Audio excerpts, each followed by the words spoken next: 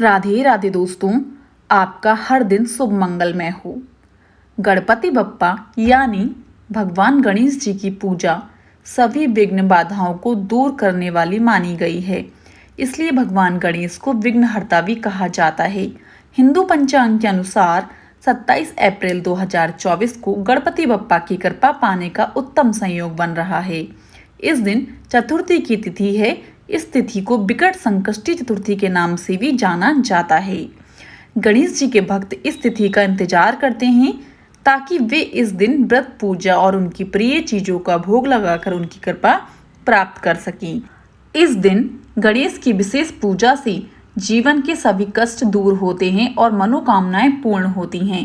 पंचांग के अनुसार विकट संकष्टी का व्रत वैशाख माह के कृष्ण पक्ष की चतुर्थी तिथि को रखा जाएगा, जो 27 अप्रैल 2024 शनिवार को पड़ रही है।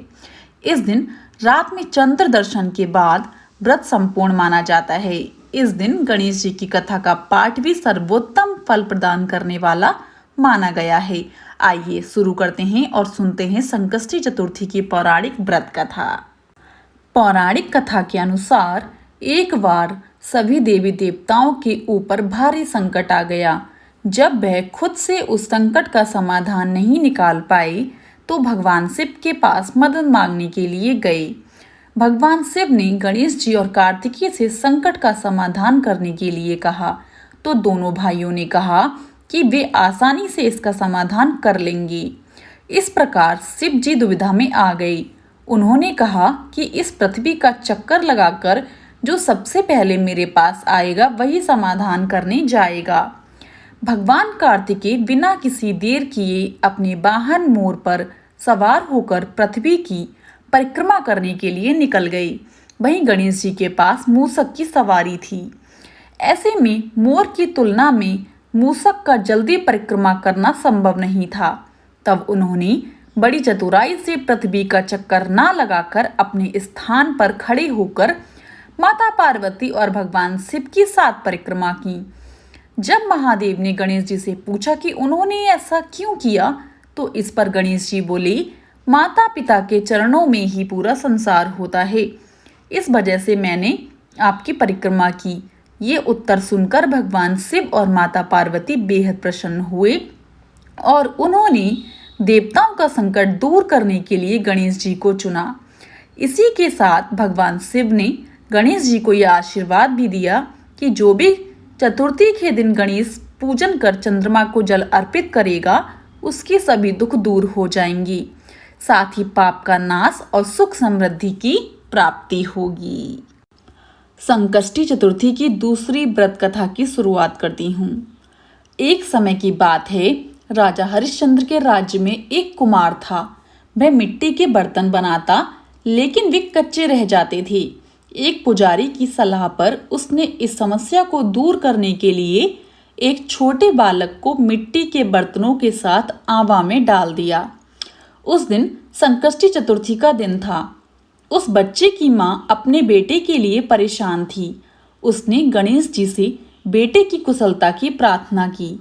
दूसरे दिन जब कुम्हार ने सुबह उठकर देखा तो आवा में उसके बर्तन तो पक गए थे, लेकिन बच्चे का बाल बांका भी नहीं हुआ था। वह डर गया और राजा के दरबार में जाकर सारी घटना बताई। इसके बाद राजा ने उस बच्चे और उसकी माँ को बुलवाया तो माँ ने सभी तरह के विघ्न को दूर करने वाली संकष्टी चतुर्थी का वर्णन किया। इस घटना के बाद से महिलाएं संतान और परिवार के सौभाग्य के लिए संकट चौथ का व्रत करने लगी, संकष्टी चतुर्थी का व्रत करने लगी। आइए दोस्तों, संकष्टी चतुर्थी की तीसरी व्रत कथा की शुरुआत करते हैं। एक समय की बात है कि विष्णु भगवान का विवाह लक्ष्मी जी के साथ निश्चित हो गया। विवाह की तैयारी होने लगी। सभी देवताओं को निमंत्रण भेजे गए, परंतु गणेश जी को निमंत्रण नहीं दिया। कारण जो भी रहा हो, अब भगवान विष्णु की बारात जाने का समय आ गया। सभी देवता अपनी पत्नियों के साथ विवाह समारोह में आए। उन सब ने देखा कि गणेश जी कहीं दिखाई नहीं दे रहे हैं। तब वे आपस में चर्चा करने लगी कि क्या गणेश जी को नहीं न्योता दिया है या स्वयं गणेश जी नहीं आए हैं। सभी को इस बात पर आश्चर्य होने लगा। तभी सबने विचार किया कि विष्णु भगवान से ही इसका कारण पूछा जाए। विष्णु भगवान से पूछने पर उन्होंने कहा कि हमने गणेश जी के पिता भोलेनाथ महादेव को न्योता भेजा है। यदि गणेश जी अपने पिता के साथ आना चाहते तो आ जाते, अलग से न्योता देने की कोई आवश्यकता भी नहीं थी। दूसरी बात यह है कि उनको 1.25 मन मूंग, 1.25 मन चावल, 1.25 मन घी और 1.25 मन लड्डू का भोजन दिन भर में चाहिए। यदि गणेश जी नहीं आएंगे तो कोई बात नहीं, दूसरे के घर जाकर इतना सारा खाना पीना अच्छा भी नहीं लगता। इतनी वार्ता कर ही रहे थे कि एक ने सुझाव दिया, यदि गणेश जी भी आ जाएं तो उनको द्वारपाल बनाकर बैठा देंगे कि आप घर की याद रखना। आप तो चूहे पर बैठकर धीरे धीरे चलोगे तो बारात से बहुत पीछे रह जाओगे। ये सुझाव भी सबको पसंद आ गया तो विष्णु भगवान ने भी अपनी सहमति दे दी। होना क्या था कि इतने में गणेश जी वहां आ पहुंचे और उन्होंने समझा बुझाकर घर की रखवाली करने बैठा दिया गया। बारात चल दी। तब नारद जी ने देखा कि गणेश जी तो दरवाजे पर ही बैठे हुए हैं, तो वे गणेश जी के पास गए और रुकने का कारण पूछा। गणेश जी कहने लगे कि विष्णु भगवान ने मेरा बहुत अपमान किया है। नारद जी ने कहा कि आप अपने मूसक सेना को आगे भेज दें तो वे रास्ता खोद देगी, जिससे उनके वाहन धरती में धंस जाएंगे। तब आपको सम्मान पूर्वक बुलाना पड़ेगा। अब तो गणेश जी ने अपनी मूसक सेना जल्दी से आगे भेज दी और सेना ने जमीन पोली कर दी। जब बारात वहां से निकली तो रथों के पहिए धरती में धंस गए। लाख कोशिश करें परंतु पहिए नहीं निकल रहे थे। सभी ने अपने अपने उपाय किए परंतु पहिए तो नहीं निकले, बल्कि जगह जगह से टूट गए। किसी की समझ में नहीं आ रहा था कि अब क्या किया जाए। तब तो नारद जी ने कहा, आप लोगों ने गणेश जी का अपमान करके अच्छा नहीं किया। यदि उन्हें मना कर लाया जाए तो आपका कार्य सिद्ध हो सकता है और ये संकट भी आपका टल सकता है। शंकर भगवान ने अपने दूत नंदी को भेजा और वे गणेश जी को लेकर आई। गणेश जी का आदर सम्मान के साथ पूजन किया। तब कहीं रथ के पहिए निकले। अब रथ के पहिए निकल तो गए परंतु वे टूट फूट गए, तो उन्हें सुधारे कौन। पास के खेत में खेती काम कर रहा था, पास के खेत में खाती काम कर रहा था, उसे बुलाया गया। खाती अपना कार्य करने के पहले श्री गणेशाय नमः कहकर गणेश जी की वंदना मन ही मन करने लगा। देखते ही देखते खाती ने सभी पहियों को ठीक कर दिया। तब खाती कहने लगा कि हे देवताओं, आपने सर्वप्रथम गणेश जी को नहीं मनाया होगा और ना ही उनकी पूजन की होगी, इसलिए तो आपके साथ ये संकट आया है। हम तो मूर्ख अज्ञानी हैं, फिर भी पहले गणेश जी को पूजते हैं, उनका ध्यान करते हैं। आप लोग तो देवता गण हैं, फिर भी आप गणेश जी को कैसे भूल गए। अब आप लोग भगवान श्री गणेश जी की जय बोलकर जाएं, तो आपके सब काम बन जाएंगे और कोई संकट भी नहीं आवेगा। ऐसा कहते हुए बारात वहां से चल दी और विष्णु भगवान का लक्ष्मी जी के साथ विवाह संपन्न करा के सभी सकुशल घर को लौट आए।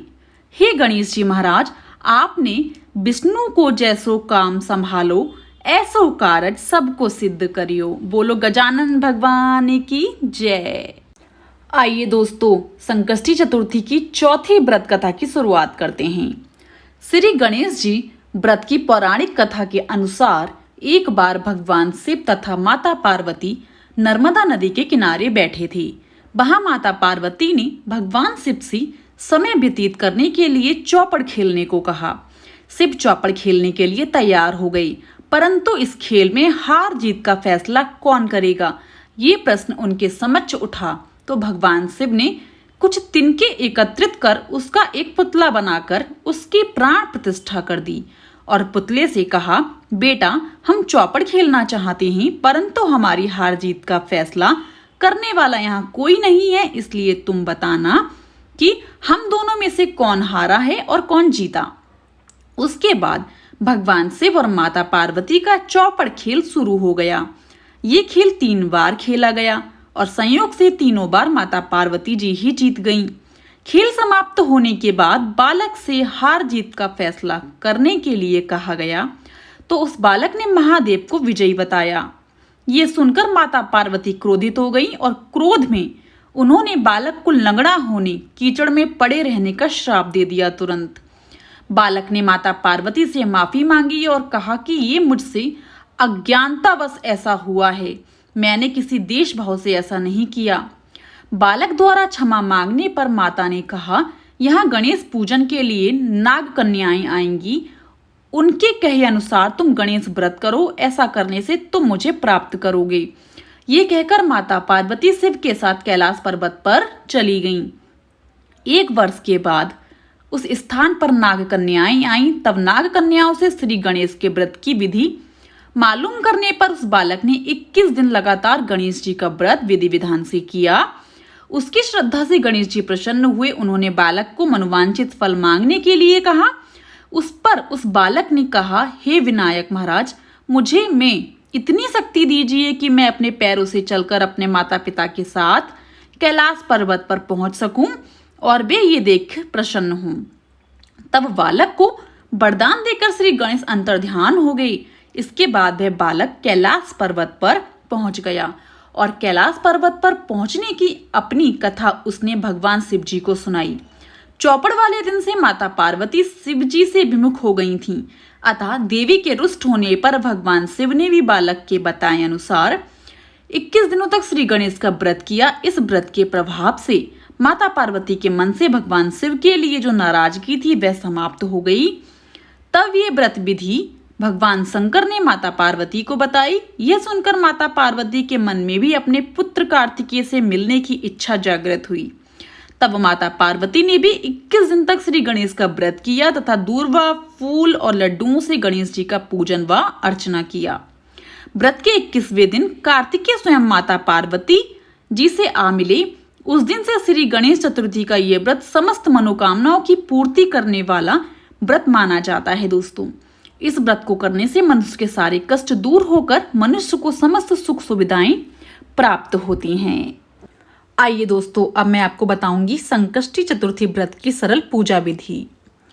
संकष्टी चतुर्थी व्रत वाले दिन विधि विधान से गणेश जी की पूजा आराधना का बड़ा महत्व माना जाता है। मान्यता है कि इससे धन, सुख, सौभाग्य में वृद्धि होती है। विकट संकष्टी चतुर्थी के दिन सुबह जल्दी उठें, स्नान आदि के बाद स्वच्छ कपड़ों को पहनें। इसके बाद मंदिर की साफ सफाई करें। घर में गंगा जल का छिड़काव जरूर करना चाहिए। एक चौकी पर लाल या पीले रंग का वस्त्र बिछाएं। उस पर गणेश जी की प्रतिमा स्थापित करें। अब गणपति बप्पा की विधि विधान से पूजा करें। उनके समक्ष घी का दीपक जलाएं। गणेश जी को फल, फूल, दूर्वा, धूप बत्ती, दीपक और नैवेद्यम यानी बतासा अर्पित करें।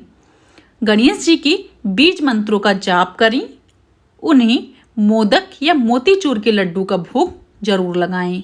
गणेश जी को अति प्रिय हैं। फिर सभी देवी देवताओं के साथ गणेश जी की आरती उतारें और लोगों में प्रसाद बांटें। दोस्तों, आज की ये वीडियो यहीं पर समाप्त करती हूँ। अगर आपको वीडियो पसंद आई हो तो जाने से पहले मेरे चैनल को लाइक, शेयर एंड सब्सक्राइब करना बिल्कुल भी ना भूलें and also press the bell icon ताकि मेरी कोई भी वीडियो आए आप सभी को नोटिफिकेशन तुरंत मिल जाए। आप सभी को मेरी तरफ से विकट संकष्टी चतुर्थी की हार्दिक शुभकामनाएं। राधे राधे दोस्तों।